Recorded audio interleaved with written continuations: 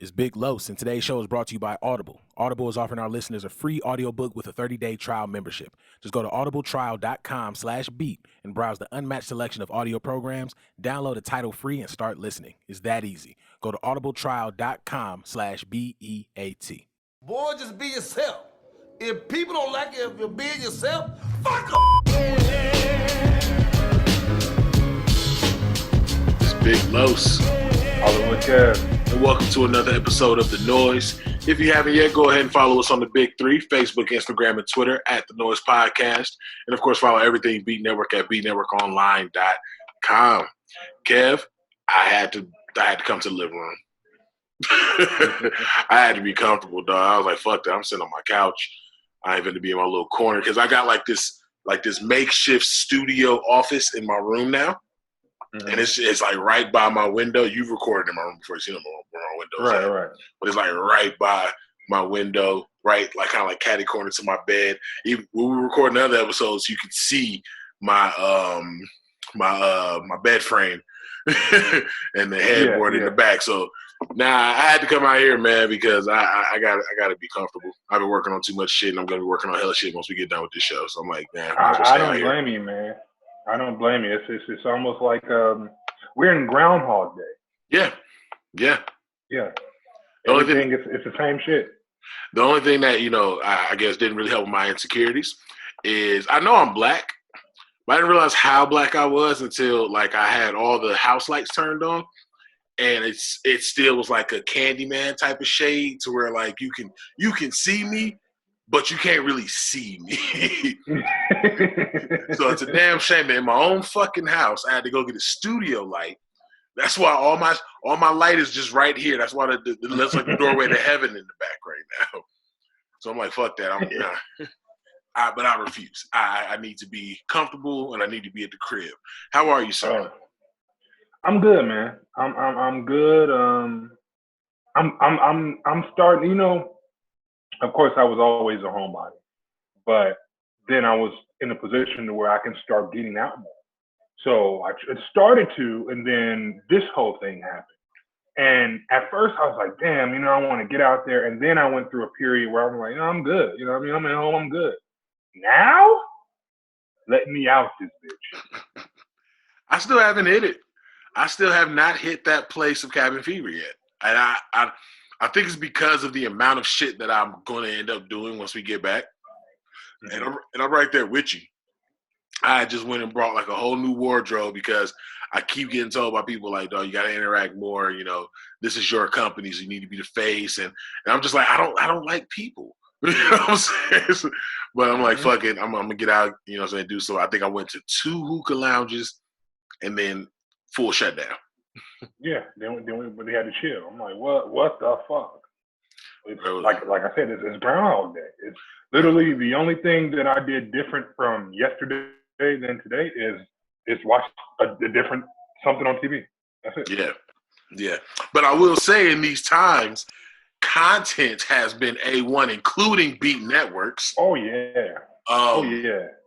Fuck that. Beat Network. The Noize had the best content of the week. If you don't like it, we gonna get there. Trust me, we gonna talk about that because we actually have that written down in our notes for the show. So we definitely gonna talk about it.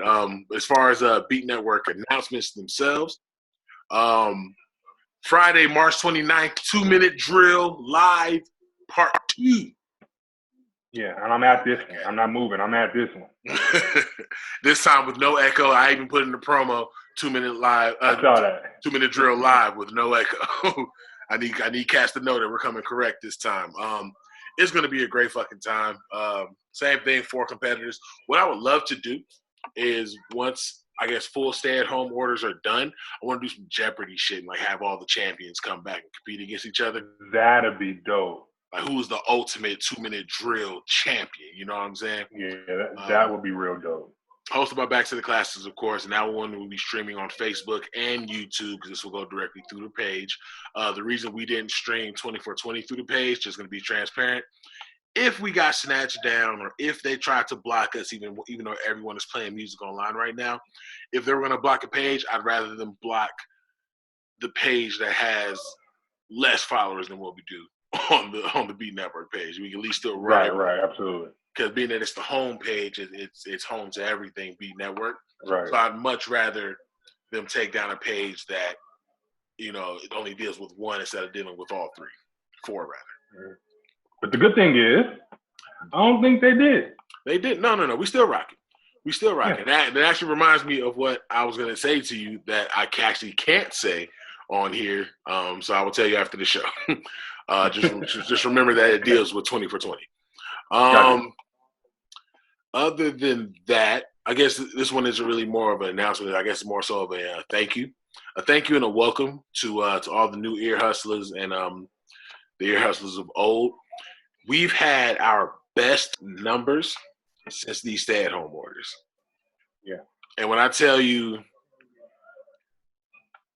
insane numbers, like, again, peeling the curtain back, we get a lot, the major podcasts, they do the 500,000 and all that other stuff. We're local.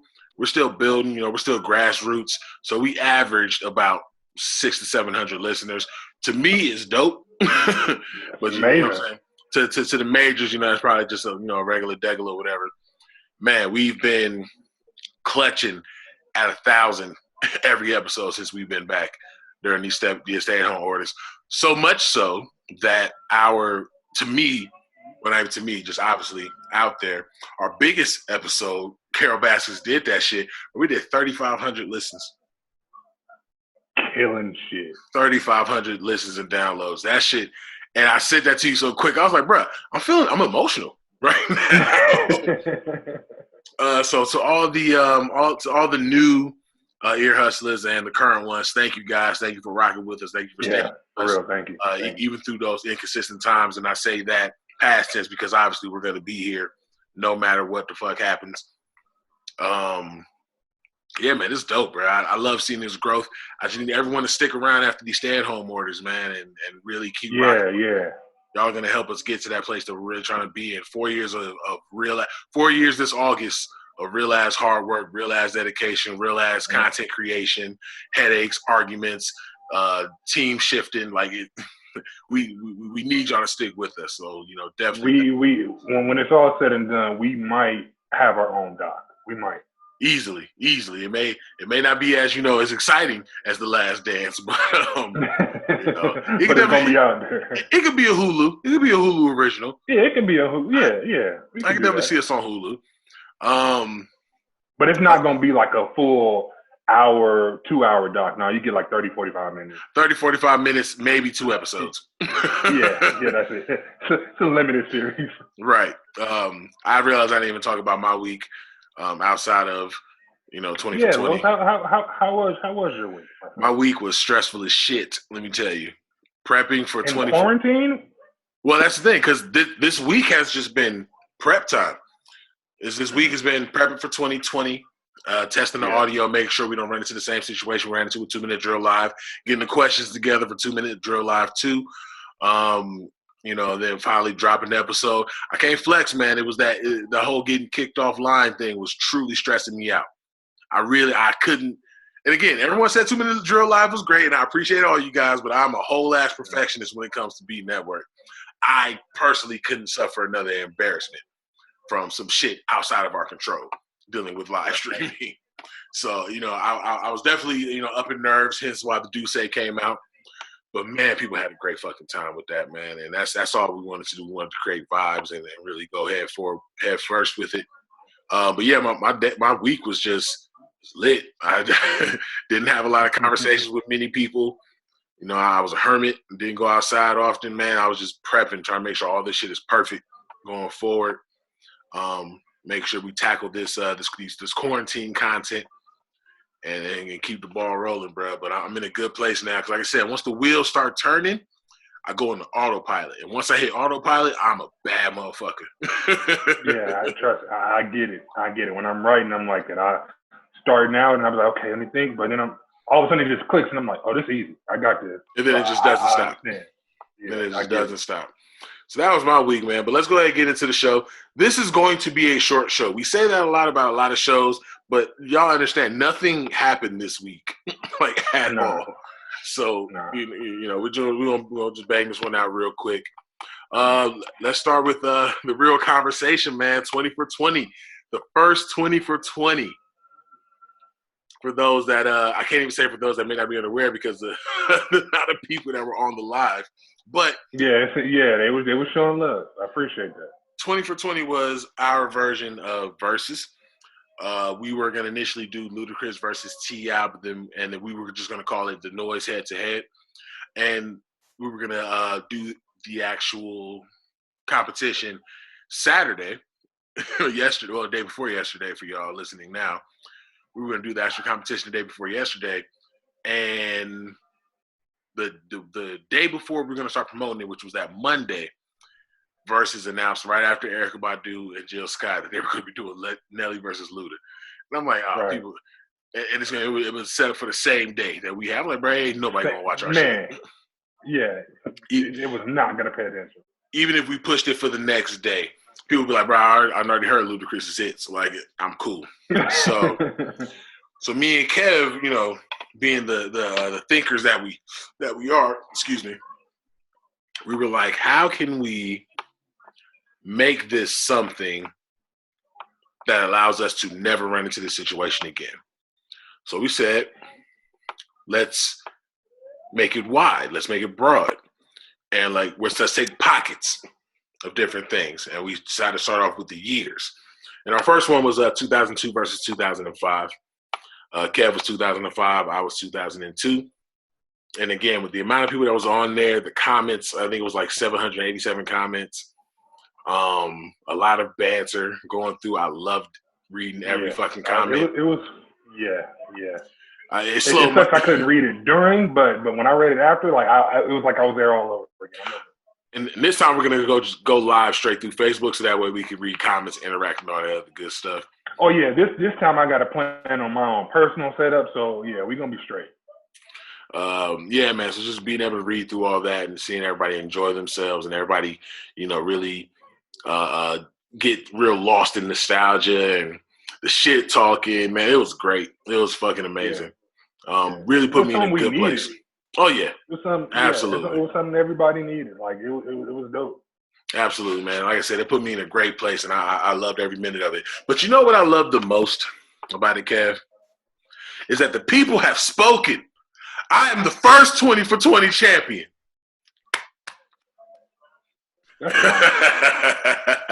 You know what? This is one of those things, man. Like I told you, when we that excuse me, that first week when we was like, okay, this is what we're gonna do.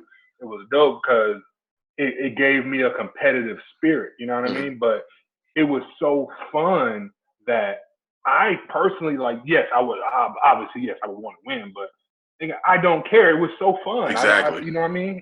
I don't care. But I do want to ask you, what was your prep like through that week?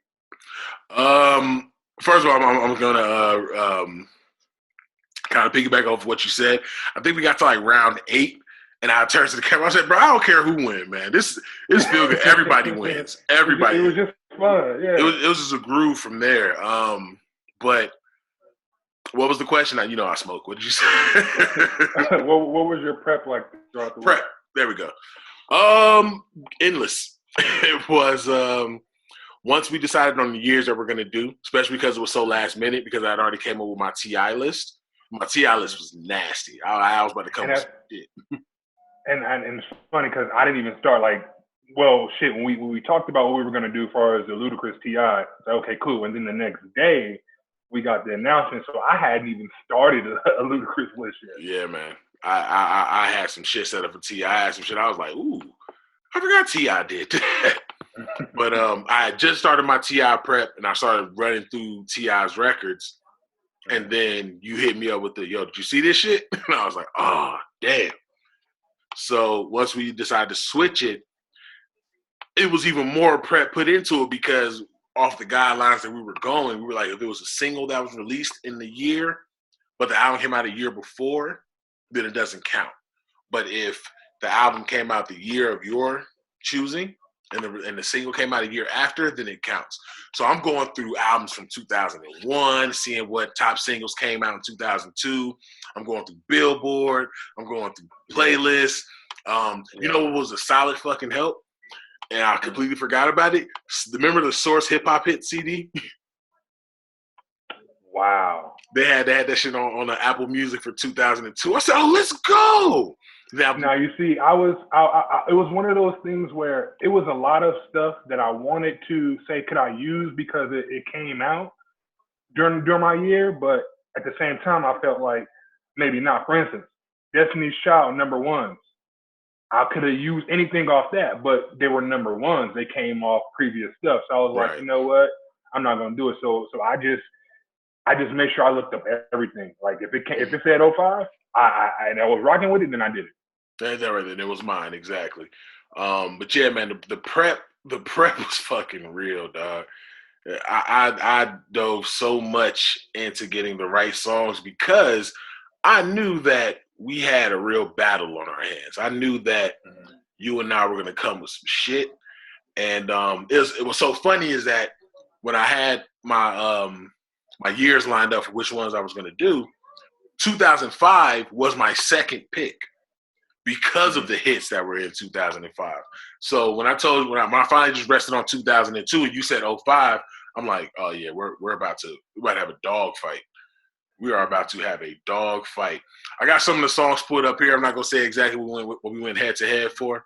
I'm just gonna go off of the things that stood out the most to me that made the battle very irritating. When the real irritation dropped when you dropped Diamonds from Sierra Leone. That one, I was like, yo, I'm gonna drop this, and I know no matter what, it was gonna be a win for me. When you dropped Diamonds from Sierra Leone, I was instantly pissed. I'm like, at this time, Kanye's just still a producer, too. I ain't got shit to use from this nigga. So I was like, all right, man. I was like, okay, so do I waste a really good record that I could use for my starting, or do I just drop, you know what I'm saying, anything that I can do right now? So I was like, fuck it. Guess Who's Back is still a hood classic, but I definitely learned doing the back-to-back. Like, yeah, I love this song, but it's not beating Diamonds from Sierra Leone, like, at all. I'm in Love with a Stripper. I had nothing for that. I had nothing for that. I just had to go with a record that I know people haven't heard in forever, and I had to go with a record that was I would say a lot of kids were singing at the time in our little faux relationships back when we was like 13. Right. So I dropped Stingy against that, and I even said on camera, I had nothing for this. I had nothing for this at all. But where it really just, irked my spirit was you decided to drop Grind on Me after I dropped Avant. Which record did I drop? Making Good Love. And I felt really good about Making Good Love until it hit me like, he hasn't played Grind on Me yet. So let me tell you something, brother. That when I put that on my list, I put it on there, and I love that. I love that whole album. And I was like, I know what this album did for me. I know what was going on in my time, but I was like, is it really going to hit like that? That song didn't almost make my list at all. Wow, you would have been tripping to not put that on your list, bro. Yeah, it almost didn't make my list. Like, to piggyback off you, the prep was so meticulous with me. Like, it's ridiculous. Because I knew, like, when you pick your year, and as I'm researching mine, little random stuff from 02 started coming up. I'm like, wait a minute. Oh, like, every day it was like, oh shit, you know what I mean? And it got to a point where, brother, I kind of showed Jay my notes, but I started writing down songs you could potentially use and something that I could rebuttal to. Now, a lot of the stuff I played, they were like rebuttals, not necessarily to those songs, but they were rebuttals. But brother, I dodged so many bullets. Yeah, you did. You did. I dodged so many bullets. Let me tell you, like I told you at your house that day, you didn't play Break You Off.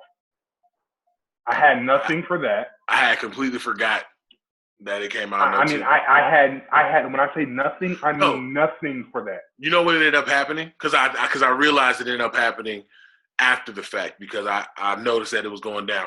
I think I tried to add it to my list, but Apple Music is so ass that sometimes it'll give you an error loading music, shit like that. So I realized I was adding. So there's a bunch of songs that I didn't have. Period. I realized I was adding shit, and then I noticed the error sign. So I had to keep restarting the Apple Music app. See, So I think I didn't have anything for that. I didn't have. You know what else I didn't have anything for? Styles P. I Get High. Didn't have a single thing for that. I deliberately left that off. Really? The only reason I deliberately left that off is because I was not confident enough if that would work as a response or as a kicker. I know it would for us personally, but I didn't know if that would be enough as a response or a kicker for the audience, especially considering what you brought to the table.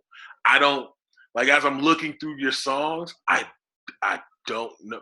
I probably could have beat Standing Ovation with it. Probably. Yeah, see, it's funny because only two people caught it. Only two people caught it before I had my own personal issues. Like, when we had talked the day before, I seen kind of how you were gonna be, you know what I mean? It wasn't gonna look just like a wall in the background. So I tried to be a little bit of a showman, you know what I mean? Like, I had Gladiator playing in the background. I had little things, you know what I mean? Out of all people that was gonna catch it, I knew it would be Duval. Dave caught it too. You know what I mean? So I'm like, I tried to be cool, but I didn't have anything for those particular songs. And one thing that, by the grace of her weird ass uncle, I got saved. You could not play any Aaliyah songs. Yeah, no, I could have played. Go ahead. If you would have played the "I Care for You" album, brother, you could have won just off R&B alone with those songs. The only one I could have played from Aaliyah was "Rock the Boat." Okay. That's the only one I had. That was 02. But I knew that I needed a trump card, which is why I had Butterflies. When you dropped So Sick, I was like, ooh, my God, okay. That's how I felt when you said I dropped Diamonds. That's how I felt. Or not, when you say you dropped Divine, that's how I felt when I dropped So Sick. I dropped So Sick. I was like, yeah, I feel good about this. He played Butterflies. I was like, this nigga. Really? This is what we do? I completely forgot about that album, that it came out during that time. And the crazy part is, like, being that I was a huge Mike Jack fan, you'd have to really listen to the album. No, Butterflies is not even the best song on that album. Oh yeah, not even. But I was so I'm like, yo, he had Trump spades in his hand. like man, that was, I will say this though, that was by far one of the funnest things I've done in a long time. Absolutely, man. When I got down to Butterflies, because like I said, once you played So Sick, and I saw how the comments were rocking with it, I'm like, fuck, So Sick was a huge record. Okay, so then go ahead. I'm sorry. Oh, I was just gonna say, like, if you remember during the live, I done watched it back like 3 times. If you remember during the live, as soon as you dropped So Sick, I was grooving, and then I started concentrating for a little bit, and then I got to a place, and I was like, because I was like, this my Trump. You're not gonna not vote for Mike. You know what I'm saying? That's what I'm saying. And it sucks because I think if I was able to see the comments, I probably would have fed off of it a little bit more. You know what I mean? So whenever I do this again, that's why I gotta make sure I'll be able to see them. But it's hard. I don't think people realize when you're doing this, like, yes, we both made our own respectable list, but you kind of, like you said with the Styles P, you don't know if it's going to be a response or good. Personally, I think the Styles P joint would have been a response, but what if you had to go first? You get what I'm saying? Like, yeah. I think that happened. That obviously happened since we switched. It happened to both of us. Like, I wasn't expecting to go first. Now that's something I'm happy about. When it comes down to us going first, the only record that I played that was in my go first list was Get Low. Really? Yeah, that was the only one. I was like, yes, because I knew I had a bunch of slappers ready for you. I would say Get Low, Butterflies, and no, because I knew Still Fly was going to be a response to. Because you know what I thought you were going to play? What made me so excited about Still Fly? I thought you were going to play Go DJ. And when you played Fire, I couldn't play Go DJ. That came out beforehand. No, that was January 02. It was early 02. I'm sorry, it was early 05. But it was 05, bro. Huh. Well, I didn't think nothing of it. So when you didn't play it, I was like, he's not gonna play Go DJ. I know I could beat Fireman with Still Fly. I got super excited about it. So, Butterflies, Get Low, and You Got It Bad, because when you play Yo, I'm like, oh, you are out here hitting all the childhoods out. I'm like, nah, we can't let that go. So I gotta drop Ursha. See, you know why it was good. You had a really good hand, because my whole thing going into this, I was like, okay, '02, yes, we were starting to get outside. You know what I mean? We weren't like kids. We were outside, middle school, we were outside. But '05, I felt like that was when you, guy or girl, you started coming into your own a little bit. Right. So I was kind of banking off of that being a more forefront memory than '02. Yeah, and it was. It kind of backfired once you started playing shit where I'm like, oh my God, I'm rocking to this shit. So yeah, it was fun. It was fun. But you definitely put me to the test as far as studying. Like, I was really studying. I told you how many songs I had, even though I think in hindsight that probably hurt me more having so many songs, because I had too much to choose from. Mm-hmm. But you definitely made me look so much so. Like we Monday we said we was doing this, right? Was it Monday or was it Sunday? I can't remember. Oh, the announcement for the next one? No, for the one we just did. What do you mean? Oh, you talking about this past Monday? Yeah. Yes. Was it? Yes. Okay, so Monday I was studying. Tuesday I studied. Wednesday I did no studying. Nigga, I played fucking 2K all day. That night, I think you messaged me something, and it was in regards to this, and I was like, yo, this nigga's trying to knock my head off. So I'm still working. So from Wednesday until that time, like every day I was studying. First thing when I woke up, I was like, man. And then I thought the universe was kind of on my side, because I seen something within like the 24 hours that we was doing this, and they were playing songs from like '05. I think it seemed like something on Twitter. They were playing things from '05. I was like, all right, maybe there's a universe talking to me. Then I started seeing things from '02, and I was like, all right, you're talking a little bit too much. And then now you're yapping is what it seemed right. like. And then I drove that Thursday, and Foolish was on. I'm like, wait a fucking minute. So I'm noticing little things like that, at least to me in my life. They kind of give me a clue on what's going to happen or what's not going to happen. In this case, it didn't, but this shit was fun, man. It was so much fun. Really fun. It was so much fun. I knew that I had the ace in the hole, because that's the one that was the most split vote amongst everybody, was our very last hip hop one. I knew I had it in the bag. I'm like, bro, I'm about to drop Air Force Ones and I'm gonna change the game. And then your ass dropped Stay High. I was like, oh, you bitch! I was so mad.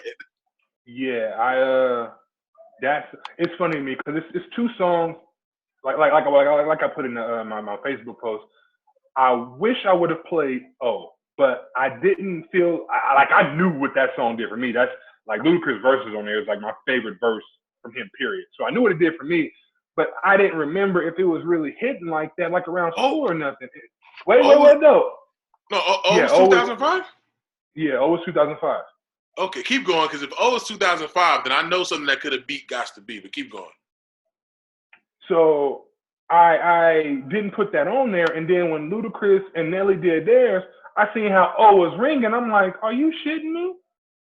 But when you play Grinding, Half Crazy, and it was something else, I didn't have no response for that. I didn't have, especially Half Crazy. You see, I just tried to go with the vibe with Half Crazy. It was nothing. Hell of a pick. Hell of a people was like, ooh, VIP? Okay. They was like, it's not beating Half Crazy. That's my favorite track on that album. Yeah, it wasn't beating Half Crazy, but yeah. Okay, so I just checked. I was like, wouldn't have beat G.O.A.T to be, but Icebox would have beat G.O.A.T to be. But that was 2006. Well, you just missed it. Yeah, well, no. When I'm talking about Sierra's though. I wish I would have played that. Oh, yeah. Oh, no. The Omar. No. This is the thing. I had the Omarion but I didn't know if it would really hit like that. So I left it off. But I had a lot of stuff that I know definitely we didn't listen to, but I knew for the masses it was going to hit. And this to me, this just shows the type of people that we are when it comes to music. That naturally we want to help, and we want everybody else to feel like good when they're listening to it. Because if we were really just going to, hey, I'm just trying to win. You had like, and we were going biggest hits. You had 2, maybe 3 M joints that would have hit. Yeah. That I couldn't beat, but we both know that you can't beat those songs. But as far as keeping the groove and stuff like that, they wouldn't have worked. So I think we got to be commended on that. I think we got to be commended on that alone. That's exactly that, bro. Because I had the exact same mindset. I was like, okay, to me, I can definitely drop Cleaning Out My Closet. I could definitely drop something from the Marshall Mathers LP. But I was like, but with the crowd like that. Exactly. So we definitely made sure we did what we did to keep the crowd active, keep the crowd going, and goddamn it if they weren't active, boy. yeah, they were, man. This shit was fun though. That's all I can say. It was fun. It was so much fun that for about a good 24, maybe 30 hours after the battle, I was thinking about, damn, I should have did this. We could have did that. Like I don't get that way about stuff I don't care about or I don't think anything of. This was one of those where I'm like, yo, if this shit stopped tomorrow, that's on my reel. That's on my reel. And that's one of the things that I was doing myself because I really was looking back like, when I went first, I could have, because you also told me you were like, I was gonna drop We Be Burning, but I'm like, I don't know, he could be able to come back. I was like, I should have dropped Give Me the Light. I really should have dropped Give Me the Light. That's the thing. If I would have dropped We Be Burning and you dropped Give Me the Light, you take that. Yeah. But I think I would have had a better chance if it was a response record. The thing was, I can't play it unless you play it. So, and you weren't gonna play yours unless I played mine. So, yeah, it was. I don't think people think about like for what we did. When it's people versus people, yeah, I think it's a little bit easier. You know what I mean? Because you're playing stuff from that said person. But for what we did, I don't think people realize how hard it is to play the response game.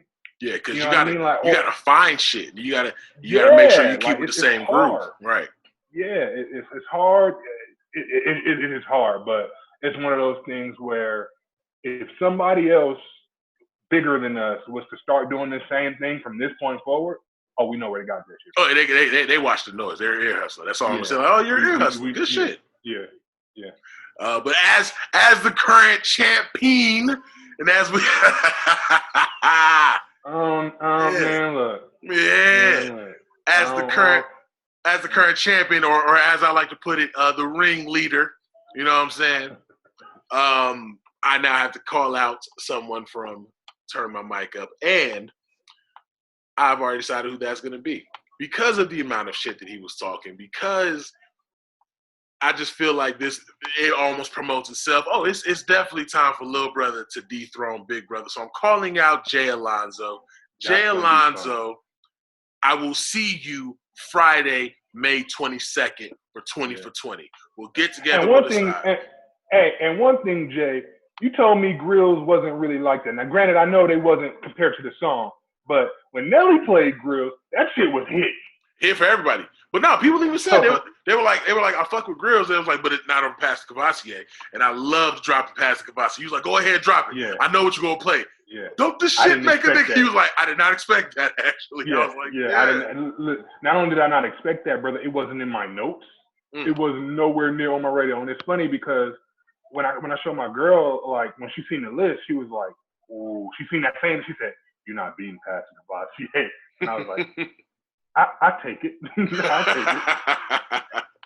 As soon as that shit dropped, everybody was there, man. No, it was a lot of fun, man. It was so much fun. And it's funny because I had Touch It from Busta, you know what I mean? But that song don't really hit until you about 45 to a minute into the song. So I would have lost either way. Nah, you should have. If you had Touch It, you should have dropped Touch It after Pastor Cavassier. You absolutely should have played Touch It after Pastor Cavassier. It should have. Hey, but you live and you learn. You live and you learn. Absolutely. I will tell you this though, and I'll say this on the Noize. If ever we battle again, brother, I'm beating your ass. Oh no, we are, because I'm a sweep. I'm sweeping everybody. I'm finna Bulls and I'm finna be the 96 Bulls on this whole thing right now. I'm sweeping. So we'll be back around. So you just wait about 2 or 3 more competitions, and we'll be back to make some shit shake. Oh yeah. So we definitely got you. So Jay Alonzo, man, be ready. We are going to connect and find out what pocket we're going to be in. If we're going to keep it in years or switch to a different pocket of a list, and we'll just kind of go from there, man. But yeah, again, we appreciate you guys tuning in. We appreciate you guys, being a part of everything and really vibing with us. Like it was a real movement that we created, man. And everyone was feeling the vibes. Everybody was loving the vibes. Like that shit was dope. I loved it. Yeah. I loved like I told you guys, I got hit up from some random person, like completely I don't follow this person don't follow me or anything like that. And he messaged me on Twitter, was like, yo, y'all did a great job. I appreciate it. I don't know this guy from a can of paint. So just off that alone, that's pretty dope. That's really dope. Yeah. I was seeing a bunch of different shares from people that, there were no mutual friends there. People starting to watch part of it. It was a solid event, man. We had a lot of fun. We're going to keep rocking it. So, yes, mark your calendars now, Ear Hustlers, the 22nd, Friday, unless Verzuz decides to do it on a Friday. So we're trying to make sure we don't do it on a Verzuz day because we know you're not going to watch us. So, yeah, we know that. So, we're just going to rock from there. We want to make sure people are watching live as well. So we definitely want to make sure that we choose a good day. Verzuz seem to go on Saturdays and Sundays, so that's perfect. I like our Friday slots because we had a really good turnout for a 2-minute drill live going on Fridays anyway. So might as well keep that same momentum going, man, and keep going with 20 for 20. We'll do it as long as we can. Unfortunately, this may not be something that continues after the stay-at-home orders. If it does, we got to come up with a format to make this bigger. Yeah, we'd have to be real geniuses about it. But, absolutely. Yeah. Well, if so, we'll figure something out. But for now, just enjoy the ride. Just enjoy what we're doing and definitely keep plugging in. Make sure y'all share the shit out of it. Share the shit out of it. Before we get into the rest of the show, this quick ass show, we do have a couple of quick hits that we kind of want to touch on really quick. First of all, Fred Willard. Fred Willard dead at 86. If that name doesn't ring any bells, there's a bunch of different movies that we can name, but ultimately, I want to say he was the principal at Harvard in How High? I don't think he was the principal. I think he was above I think he was like the superintendent. Superintendent something, yeah. Because the principal was that black dude. No, that was the dean. That was the dean of students. I'm sorry. Okay, so maybe he was the principal. I don't know, but he was a big boss. Yeah, he was a boss. I just realized I don't think they have principals in college, and I went to college. Well, wherever the fuck he was, he played that guy. Super. Everything that man has done, super hilarious. He's like perfect for the quirky old white guy role. Yeah. So first of all, I didn't even know he was 86. Well, yeah, I knew he was up there. I know he was that far, but I knew he was up there. I thought he was at least 70. Yeah, I was thinking probably mid to late 70s, honestly. You know what I'm saying? I didn't even think that late, because, they age like milk. So I'm like, I couldn't even go off of looks, but, he's one of those actors that every time you see him, well, like, what's the meme to say when black people, when they recognize somebody, that's motherfucking, you know what I'm saying? Yeah. He was one of those guys, and you saw him everywhere, and he never was, even though he low-key is a supporting character legend, he never was too big to do a B movie, you know what I'm saying, straight to DVD, anything like that, and he never was unrecognizable enough to not be in big screen productions. So he coasted. He lived life coasting through Hollywood, and man, huge loss because now it's really gonna feel like some of these movies are missing that older quirky white guy with him being it's I think when it comes to certain movies, at least when they do start back up, we're kind of going to be in a void since we lost a lot of legends where we got to wait for the next wave to come, but we don't know necessarily when that's going to come, you know what I mean? Yeah. So it's like you said, it's a huge loss. Huge loss, man. So definitely rest in peace to Fred Willard. Speaking of the name Willard, I had to talk about this real quick, man. Will Smith remix of Will, Joyner Lucas's Will. 2020 is a weird year. Very weird. We've It's had the Twilight Zone. It's really the Twilight Zone. We've had murder hornets. We've had pandemic causing diseases. And we possibly had one of the best features of the one of the best features of the year. Hey, I mean, you know how I feel about Will Smith. So when I heard him gassing like this, I was like, Big Willie? What?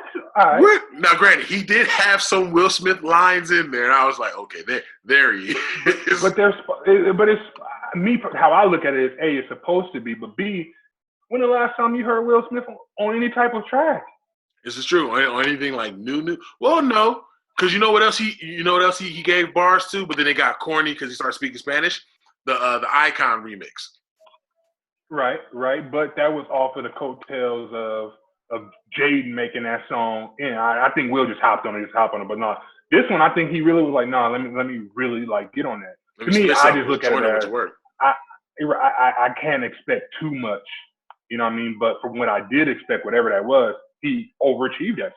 And that's what it was for me. I was like, okay, I'm going to listen to Will on Joyner Lucas's remix. And I was like, because my expectations were so low, I was like, let me listen again. Right. Let me listen again with like fresh other rapper ears. And I'm like, no, Will gassed this. And listen, and not only did like lyrically, but he was in the pocket a little bit. You know what I mean? Yeah, he sounded current. Yeah. Hey, I commend the man. Absolutely, man. And I think, I'm not going to lie. Sometimes Joyner Lucas does do some corny shit. Mm-hmm. I would never deny that man's lyrical ability. In the stance of what he did with the record, Will, I knew it'd be bigger with the video than it was as a record. Will hopping on this remix, though, did something different. Yeah. Because, there's no... Not only him hopping on it, but him hopping on it and it being as good as it was. As being as good as it was, and for it to sound current, it didn't sound like a dude from a different era of rap hopping on something. And another thing that's crazy to me is he took so much time off of rap that I don't think he ever stopped writing. Because like I said, his verse on Icon and then this feature, I'm like, yeah, there's still some Willisms, but he definitely wrote this verse. He wrote his own shit. Oh, absolutely. Oh, he absolutely he wrote that. But to really look at it and be like, man, you haven't really lost a step like that. Right. Now, granted, when he did his live concert with DJ Jazzy Jeff, I was like, there's Will. But I think that he did what he was supposed to do, and he was supposed to be like that. Yeah, he did his Willisms. I think like he said on the record, he was like, when they called me corny, blah, blah, blah. I think whenever they started calling him that, a decade or two ago, he kind of leaned into it a little bit. Like, all right, I'll be that corny guy, but y'all still gonna fuck with me. I respect that. Same thing with what was the album? Not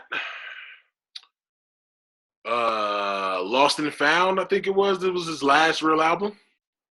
Listen, if it ain't summertime, I probably ain't listening. That's just being honest. I give everything a try. I think it was Lost and Found. He had a response to Eminem on there. Now, was it worthy of an Eminem cutback? Absolutely not.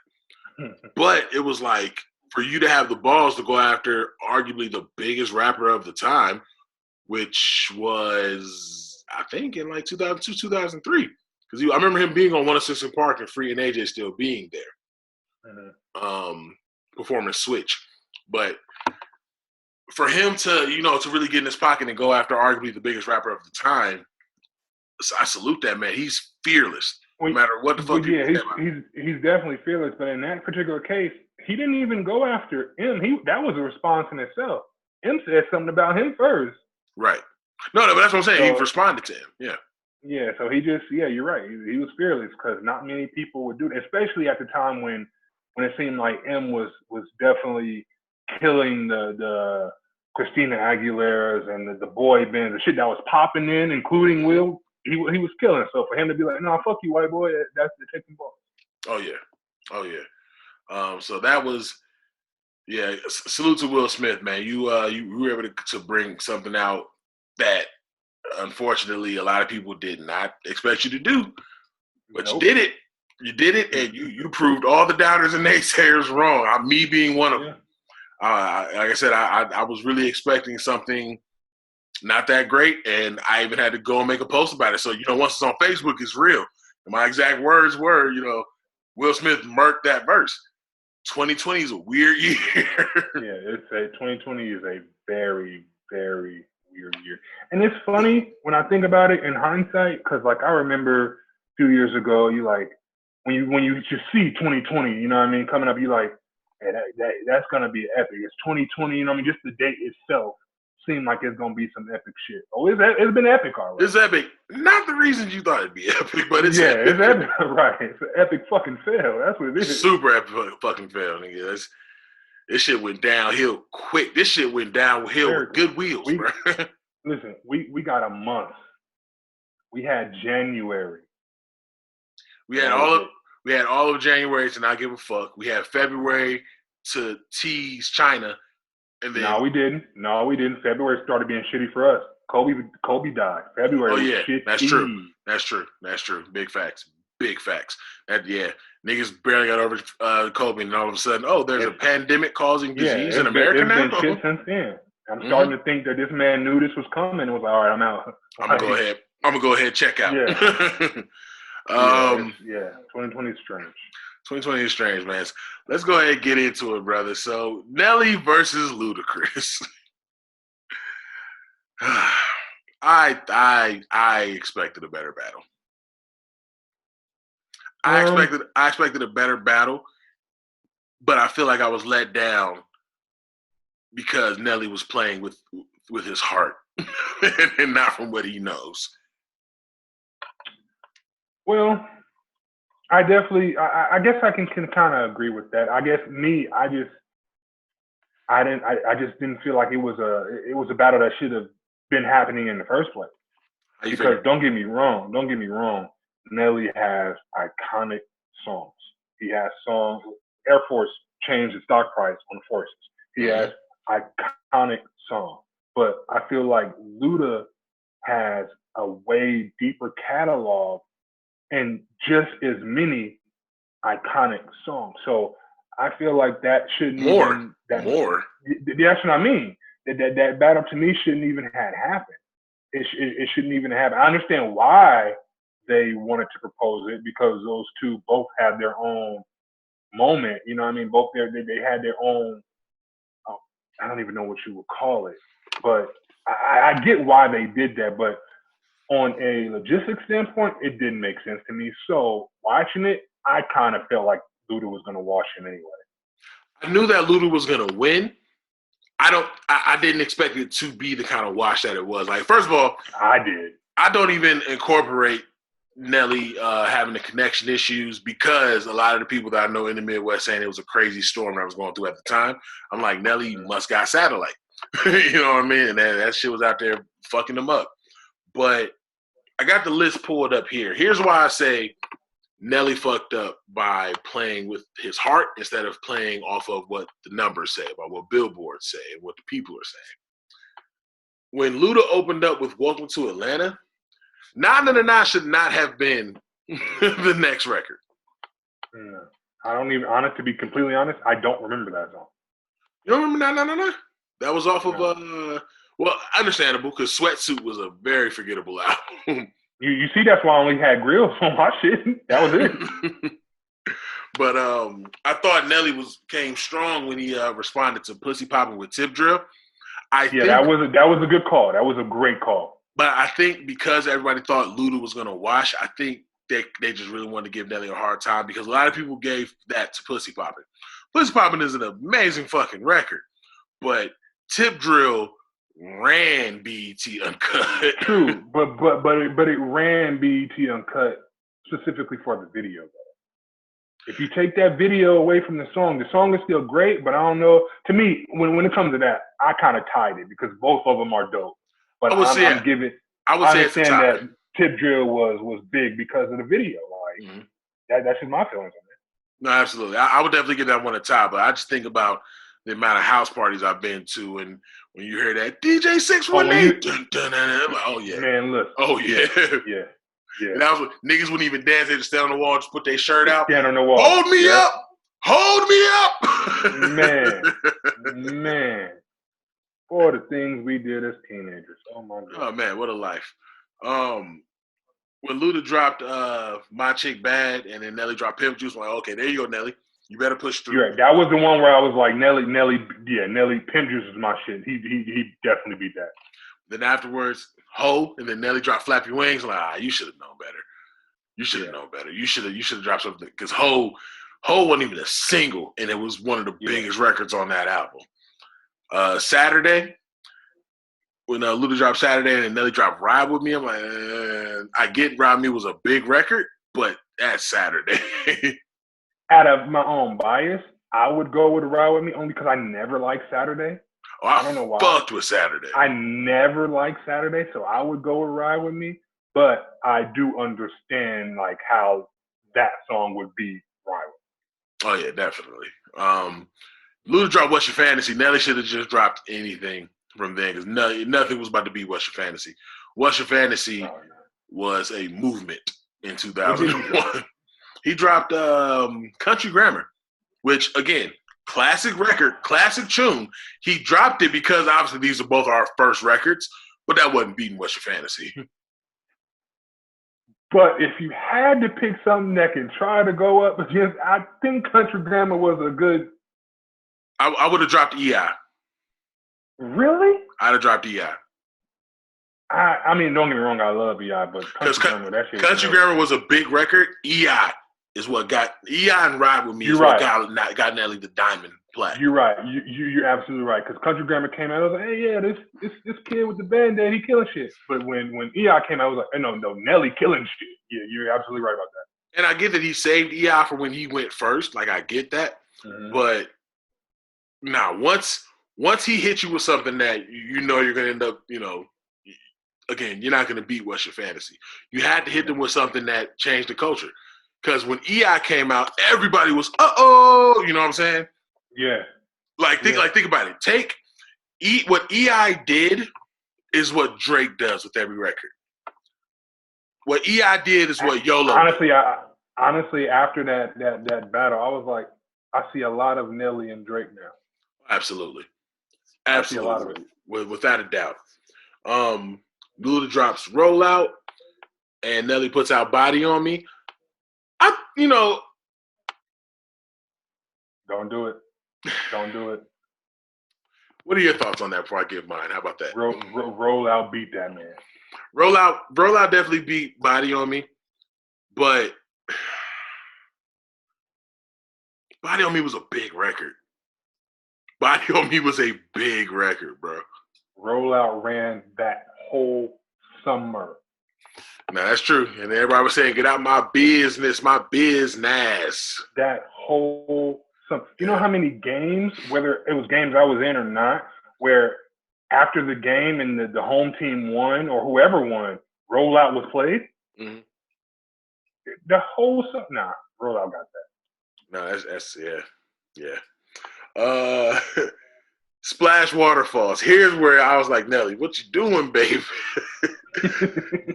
Luda plays Splash Waterfalls, and Nelly said, cool, my place. No, that was not the place to go at all. But I don't think he would have had much to beat Splash Waterfalls. I don't know. Let me see. Yeah, you're right. I don't know. I'm trying to think. See, 1, 2, 3, 4, 5, 6, 7, 8. So this is number 9. Luda came out with Sierra. Nelly came back with Nasty Girl. I was like, I give that one to Nasty Girl. O was dope. Nasty Girl was a nice bop. It was a very, very nice bop. I guess so. I guess so. I can see that only because, like again, my favorite verse is Ludacris, but in order to get to his verse, you have to hear the whole song. Yeah. Because even though that song is a vibe to me, if Ludacris' verse was first, I came out first, I probably wouldn't play the whole song.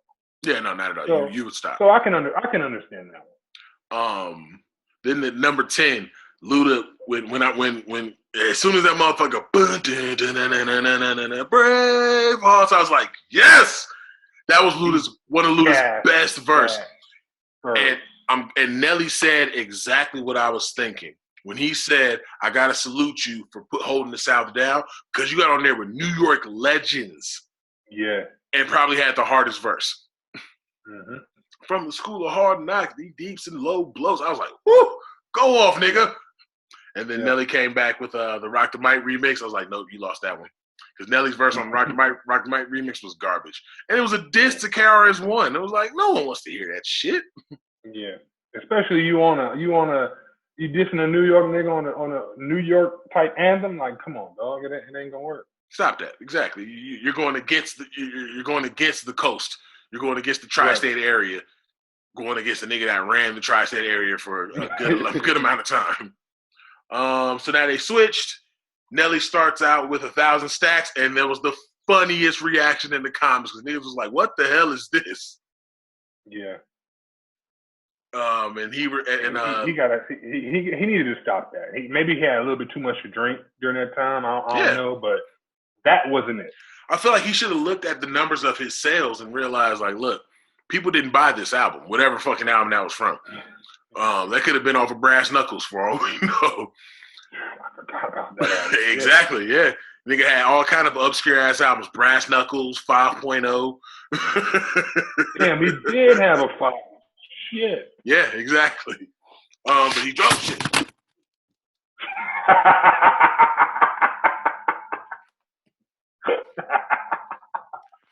That was the Nelly guys like, nah, y'all gonna stop me. Stop. Right, you gonna stop talking about my man. Like, gonna stop fronting on my man. And I'm gonna leave that in. I'm not even taking out the show. Leave that in. But so then Luda's response to that was "They Know," Shorty Lowe's remix, which I forgot Luda was even on the remix. Honestly, it wouldn't even. Well, by him playing it, yes, he had to play it because he was on the remix, but. And as soon as you heard that, you already knew where that was going. Like as soon as it did, you was like, "Yep, it's a wrap." And then Nelly comes back with "Where the Party At," and I was like, "That's a strong one." But then, honestly, he gassed his verse, and I do not like Jagged Edge. I've never liked Jagged Edge, but I listened to that song specifically for his verse because he gassed that. He did. He went to work. But the gotcha with all that was that he dropped. Yeah, by us, I'm like, oh no, that's going to Luda. That's going to Luda. Then of course he dropped Grills, and Luda came back with Stand Up. I would say that one's even. All right, I'll give you that one. I would call that one a tie. What would you say? I can agree with that because I remember what Stand Up was doing. Honestly, you know what? I might give that to Grills. You would get that one to Grills? I think I might give that one to Grills. Yeah. As far as because I remember when Grills dropped, everybody had tinfoil and Rolo paper and gum wrappers. Like everybody had they made making they Grills. Right, when Stand Up came out, like people was fucking with it, but when Grills dropped, that was a slight movement. So I might get that to Grills. Okay, I can see that, man. I think that one's a tie though. The Nelly drops this one. This is another one I got to give a tie to. Nelly dropped Air Force Ones and then Luda dropped Southern Hospitality. I was like, oh, shit. 2 big fucking records. Big fucking records. Yeah, that's a tie. Then Nelly drops Shake Your Tail Feather and Luda comes back with All I Do Is Win. And that's why I was like, yes, that's definitely going to Luda because Luda came back with All I Do Is Win. I was like, whew, yeah. And nigga had a crazy verse. Now I'm on the original version. Oh man, went off. And this shit is the funniest meme of this entire verses. Nelly was like, all right, man, let's get to some stadium music. And then he drops Just a Dream. Yeah. I was like, he probably would have been better dropping over and over again. Probably. But he drops Just a Dream and then Luda unbothered. Burning. I got hoes. I was like, yep. That's point. That's point Luda. Go ahead and get that one to Atlanta. Then Nelly finally drops EI. Luda drops Moneymaker. I'm like, yeah, that's EI. That's going to Nelly. Yeah. But again, I think a lot of people just really want to see Nelly lose because I've seen a lot of people's scorecard, especially in the Turn My Mic Up page. Motherfuckers was giving that one to Moneymaker. I'm like, I didn't even like Moneymaker. Yeah, it was. I mean, don't get me wrong. I was a huge Luda fan, so Moneymaker I tolerated, but it was. I was like, when the album dropped, I wasn't playing that bad. It was definitely a skippable. Like, Yeah. I'm gonna hear it enough on the radio, but it was definitely a skippable. Yeah, I don't need that. Yeah. EI again was a movement, nigga. That build up, that and boom. I was like, yeah, that's EI. Yeah. That's EI. The Nelly drop "Get Like Me." I really didn't remember that song until it played through. I was like, oh, okay, that record. I'm like, well, whatever New Luda plays is gonna win over that. And he played "How Low Can You Go? How Low Can You Go?" I was like, yeah, that's a winner. Yeah. The Nelly dropped "Hot in Her," which I thought he probably waited too long to drop "Hot in Her." I'm like, come on, man. Probably so. He I don't know if he maybe he couldn't look at his comments. I don't know, because I feel like if he would have played that a lot earlier. Oh yeah, absolutely. He would have played that much earlier. I would have put "Hot in Her" against. Let's see. I'd have put that against "Rollout." When Ludacris dropped "Rollout," he should have dropped "Hot in Her." Now, let me ask you a question. When "Hot in Here" dropped and you've seen the video, did you think that that's how clubs would be when you get older? So did. I'm like, nigga, just congested. That's how I did. I thought they would be like that, and I was so hurt when they weren't. When it finally went, yeah. I was like, okay, first of all, no one's dancing.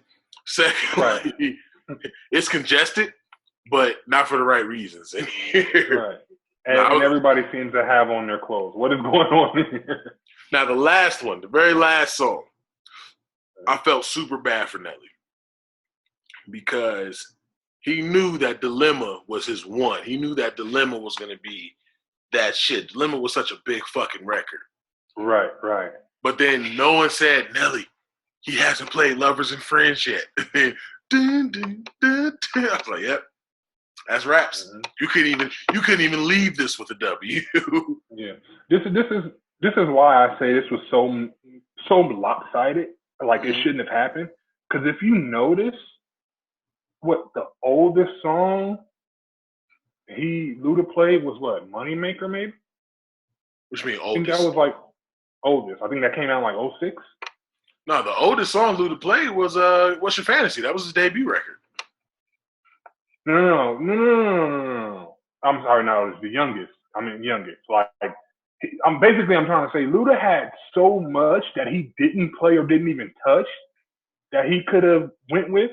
Like, if you notice at the end of that battle, he was like, yo, we can do it. We can do whatever. We can do 15, 20 more. If you see the look on Nelly's face, like, 20, nigga, what you mean? Nelly said, dog, did you get 5.0? If you got 5.0, then yeah, we could do 20. But nah, I don't think you knew. I don't think that's going to happen. I don't think you got that album. I do think they did a good job of bringing out some nostalgia. But they didn't do it like we did. We went to work. We got busy. I boldly said, I was like, look, I personally think we had a better battle. Yeah. You know what I'm saying? And not because of the song, you know what I'm saying? Because obviously Luda created a lot of nostalgia with what he's playing. It really made you respect Luda as a rapper and really kind of feel bad because he's not that guy anymore. But Luda really helped you understand and respect him as a rapper. And we've always said that Luda doesn't get the respect he deserves in hip-hop. Mm-hmm. So I feel like that helped push that respect on Luda. But as far as back and forth and to the wall, nitty-gritty, you know what I'm saying, competition, they didn't fuck with our battle. No. They didn't fuck with our battle at all. It was very one-sided. It also reminded you that you did not buy a Nelly album for a long time. Mm-hmm. Mm-hmm. And, it kind of made my boy, it made Dirty Mo look, it made you kind of understand, that's why you're not in the industry no more. Okay. Yeah, well, I don't want to say because they definitely, I think if Nelly, well, I can't say if he was trying to make music now because it might not be good, but let's say if he was coming out now, there probably would be a place for him, but like you said, he was thinking with his heart a little bit too much on this one. And I think he was just one of those that had a good moment. If Nelly was going to take advantage of him having a place in hip hop, he should have did it right after the Rick Ross "Here I Am" record, because even Rick Ross put that out as a single. That was the last time, I want to say in the 2010s, that Nelly had some kind of relevancy. Maybe. So I think if he was going to bounce back, he should have bounced back with some dope shit. And what's funny is the record that he dropped to the Unknown record, I was like, oh, Nelly kind of spitting on this, but we don't know what the fuck it is. Yeah, I think in his case, man, what would have helped him at least with this battle is if he wouldn't have had so many technical difficulties and then came out and put on the show, whether he won or lost, it probably would have looked better for him. But the fact that you had technical difficulties, which made a lot of people, including myself at one point, check out, and then you come back in and your performance wasn't as great, people was like, man, well, fuck you. You know what I mean? So yeah, people immediately went there. Yeah, I think if he would have had the technical difficulties, but still came out and was throwing haymakers, people would be like, all right. I mean, hey, get that shit together, but you did good. You know what I mean? So, you gave it your all. You gave it your all. That's right. all we can say. You gave it your all. But yeah, man, that was a battle that I wish would have been a little bit more competitive, but I appreciate it happening nonetheless, because again, it was able to give Ludacris that appreciation, and it was able to take people, really back with nostalgia when it came down to Nelly, man. So I thought one thing I do love, man, is during that time, regardless on whether certain songs are played or not, both of them seemed like they got their flowers. Yeah, absolutely. And they were giving each other their flowers during the actual show itself. Yeah. That's one thing I really loved about it. Like, yeah, I respect everything about that, man. I'm very curious what's going to be the next one, though. The next verse. I'm curious. And I think, honestly, whatever it is, I think at this point, it got to be something big. Has to be. Don't get me wrong. We've had great ones, you know what I mean? Erica and Jill, Nelly and Luda, who was right before then. When you got Manny and Sky Storch, like, those are great battles. But I think you need somebody really big at this point. I think it's time to shut shit down. I'm going to tell you right now, if they get who they're talking about getting, which is Usher and Chris Brown, that's going to be huge. That's probably going to be the first. Yeah, that'd be huge. That'll probably be the first million viewer versus battle. Easily. If they get them if they got them before they got like a Diddy and Dre, then yeah. Yeah, absolutely. Once they get Diddy and Dre, that's probably about 2 million. Because I think whenever they get them, that's going to be the limit. Like, no, I don't think nobody's going to surpass that. Because Diddy and Dre, that's coming with stories just as much as it is coming with the music itself. And then again, a lot of Dre's earlier popular shit is dissing his camp. It's dissing Diddy's camp. So and not only would that be great, is that one is cross generational. Like you got you know what I mean? Like you got a long list of people opposed to somebody which I'm pretty sure you had a decent amount of people with this last battle, but that was us. You know what I mean? That was our generation. But with the Dre and Diddy, our parents or older cousins may be able to fuck with that too. You know what I mean? So, right, exactly. I look forward to it, man. I love what they're doing with verses. Some of them, like I said, have been a little weird, but you kind of got to just throw the darts at the wall and see what stick. So I look forward to see what they got going forward. Wrapping up, let's get into it, man. Episode 9, episode 10 of The Last Dance. I'll go ahead and let you lead this one, brother. I loved it, man. I absolutely loved it. It's cool for me because, granted, I've watched Jordan play, back then, but obviously since it was so long ago, the memories aren't clear. But watching those highlights, I can remember, like, I remember what I was doing when it's game. I remember I was sitting down eating, you know what I mean? And it was just great. And then being that we can't do anything now, like seeing those highlights, like all I want to do is go out there and shoot around or do something. So it was great. I'm glad they showed some stuff, but honestly, I didn't learn too much from seeing this, like that I already didn't know. And it is a lot they left on the table. So I would say I had three takeaways from all 10 episodes. And one of them, like I said, by the time I actually got into hoop, he just came out of retirement. Mm-hmm. By the time I was actually started watching basketball and wasn't watching Power Rangers and shit like that no more.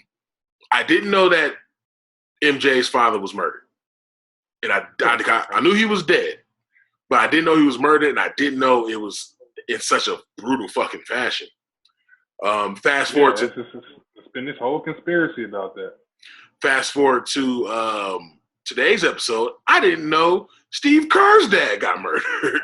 That I didn't know. That I did not know. And again, in another brutal fashion, and then it harps back to MJ and Steve Kerr fighting.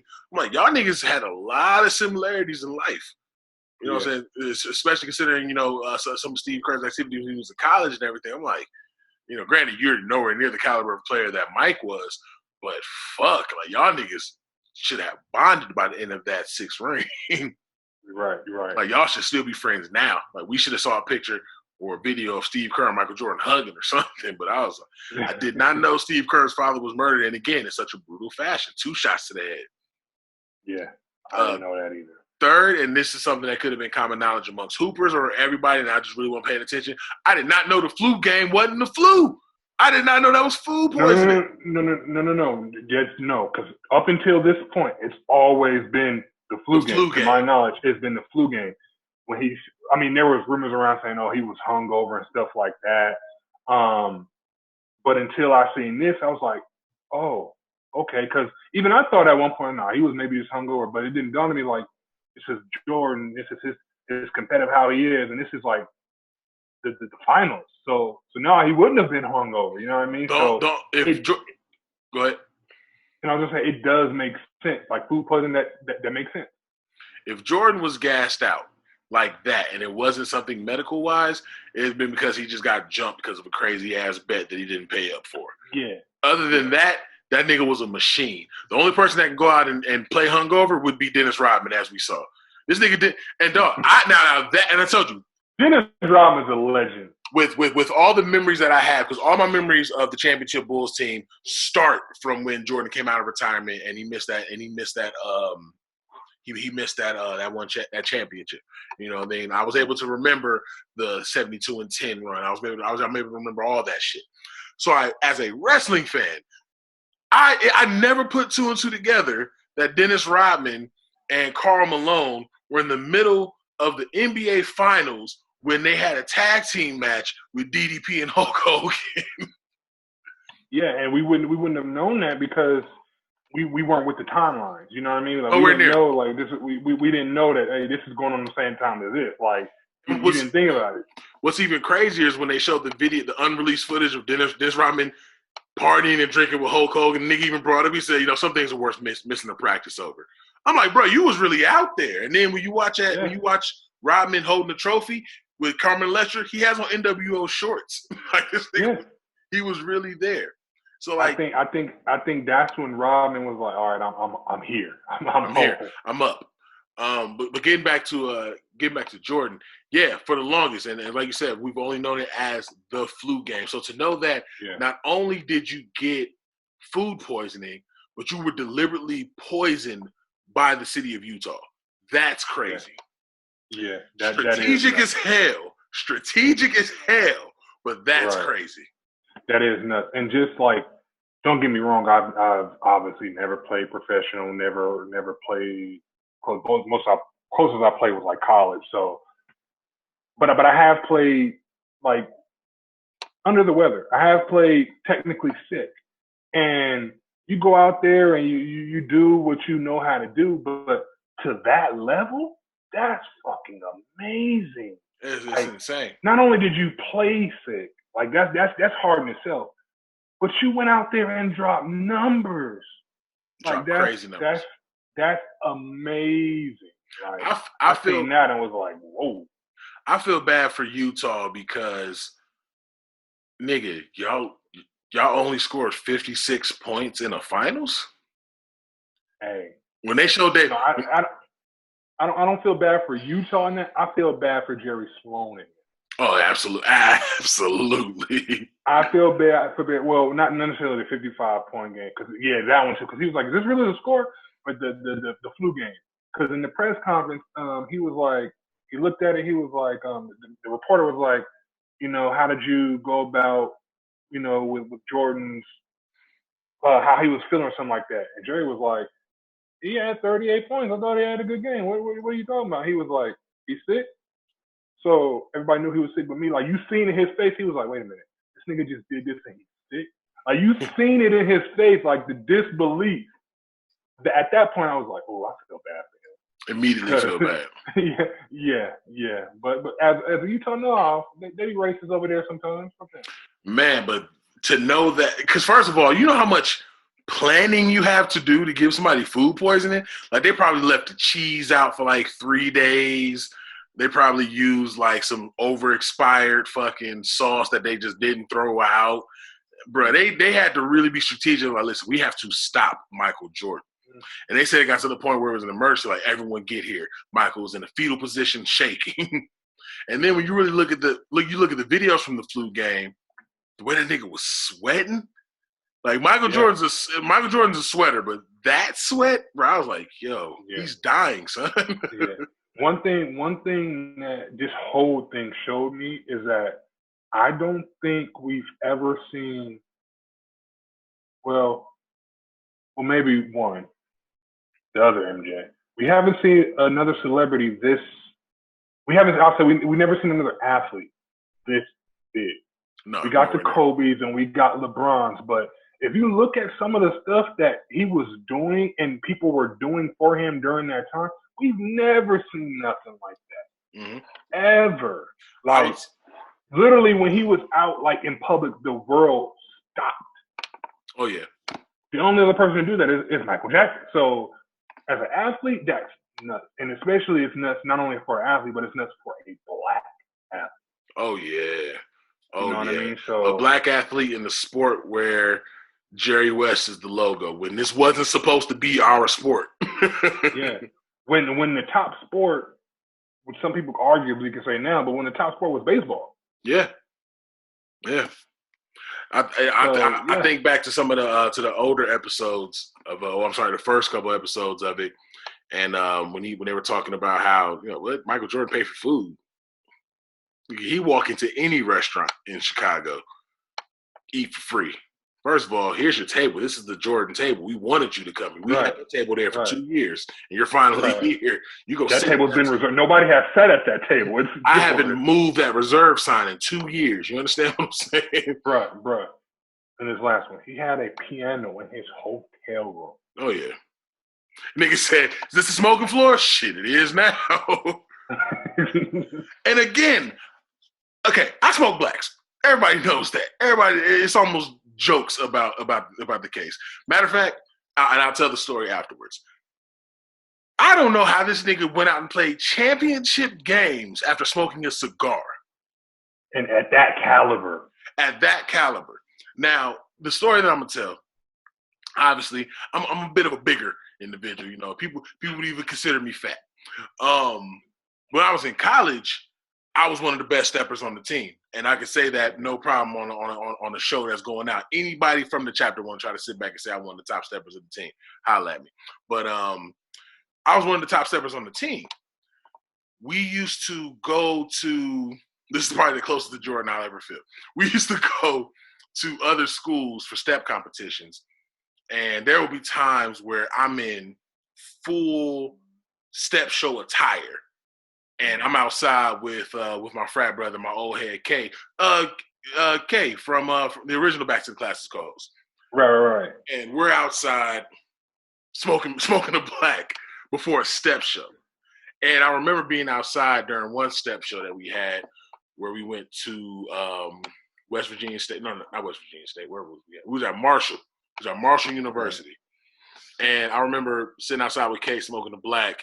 And some of the other step teams were coming in. And I remember distinctly hearing one of the sororities go, "Is he one of the steppers?"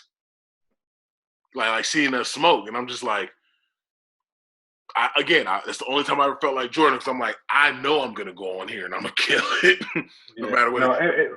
Like BJ Armstrong said last week or the week before, like, you have a moment I think you have those moments when you find something that you're really good at doing. You have those moments. That was a moment for you. It was like, yeah, I'm smoking this back, and we finna get up there and bust y'all ass. But even with that, I only had to perform for 10 to 12 minutes. Jordan would go out there and play a 3-hour game after smoking a cigar. Hey, I'm smoking a black. Of constant moving, bro. Of constant moving. No, well, that's tough.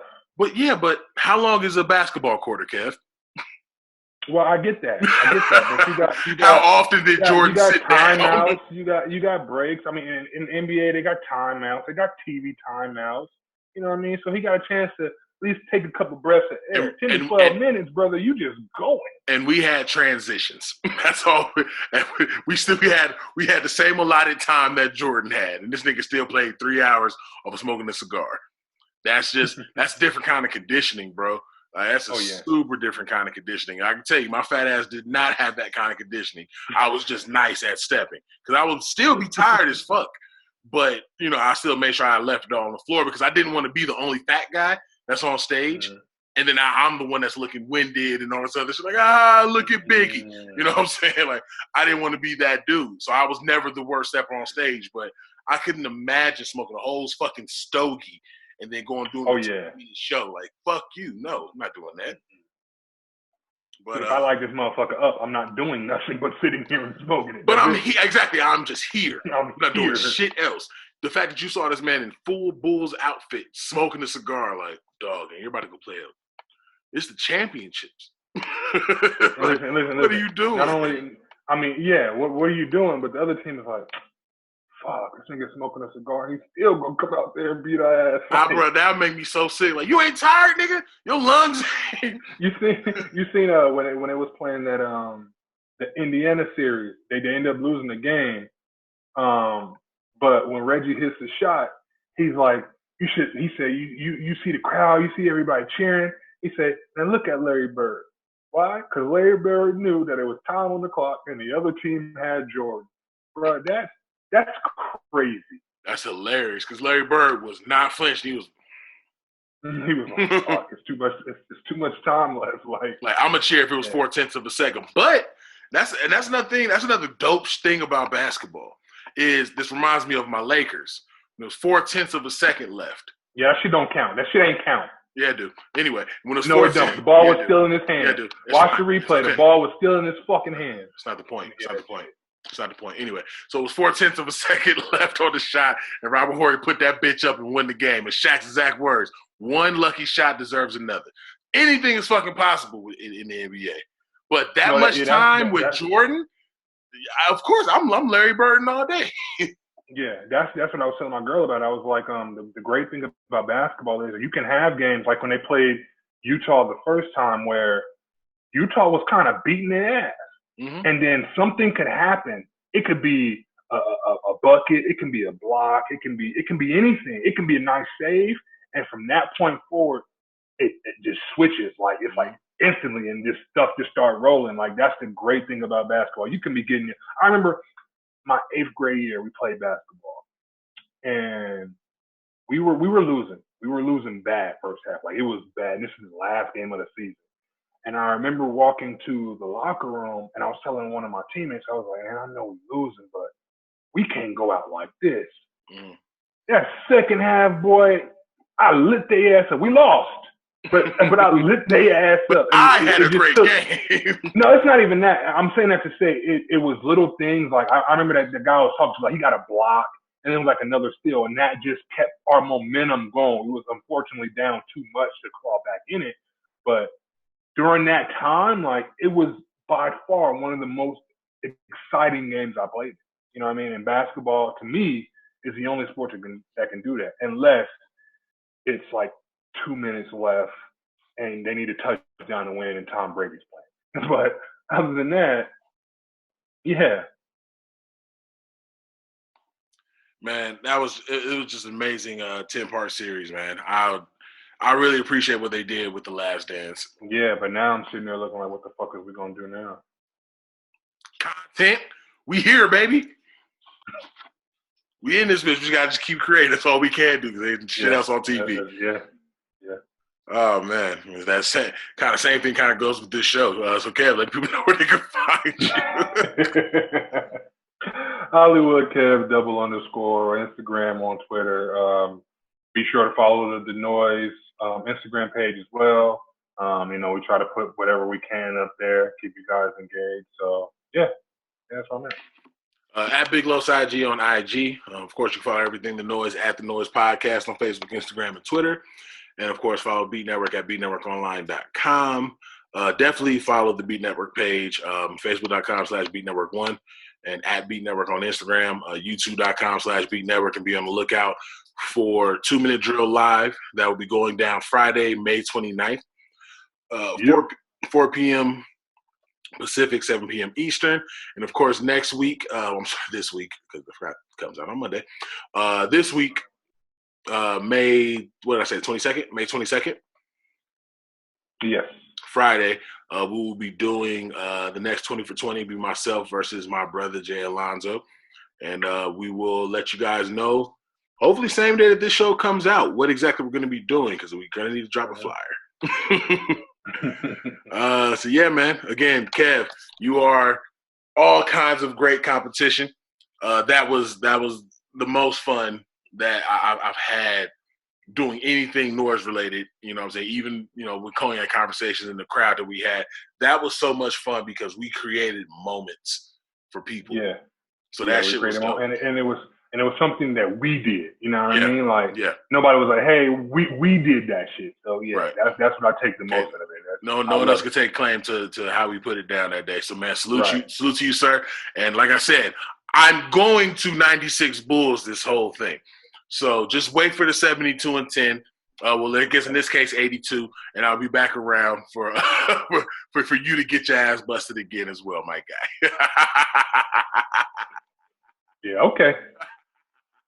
It only takes once for me. It only takes once. This is true. You got it, Jordan. You got it. Listen. It only takes once.